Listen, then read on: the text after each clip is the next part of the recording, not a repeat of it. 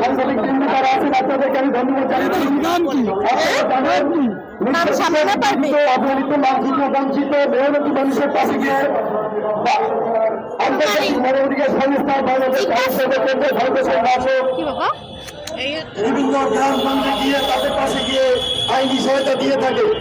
সেই ধারাবাহিকতায় আমাদের প্রোগ্রাম দেখে তারা আমাদের সাথে যোগাযোগ করার পরে আমি আমার পেজ এবং আমার ফেসবুক, ইউটিউবে আমি এই ছাপান হত্যার বিচার চেয়ে আমি একটি ভিডিও আপলোড করি।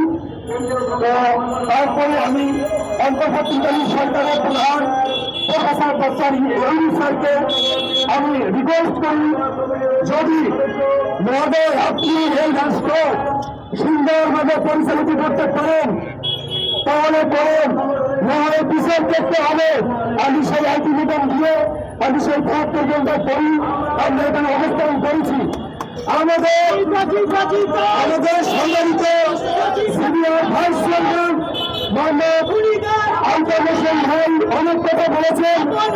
আমরা এই সাধারণ হত্যাকারীদের ফাঁসি চাচ্ছি এবং যারা এখনো যারা দাঁড়িয়ে আছে তাদেরকে অতি দ্রুত আইনের আওতায় আনার জন্য আমি রিকোয়েস্ট করছি।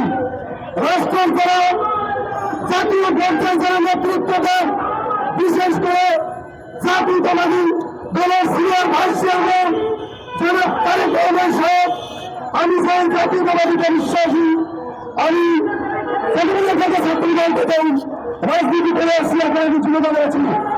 আমি আমার চেয়ারম্যান মেহনতে বলবো আপনার হস্তক্ষেপে চাচ্ছি, যেহেতু এই দেশ স্বাধীনের পরে এখনো পর্যন্ত যাকে আমরা স্বাধীনতার দেশে রণাঙ্গনের লোক স্বাধীনতার স্থপতি শহীদ প্রেসিডেন্ট জিয়া রহমানের সন্তানকে আপনি মেধারক করেছি।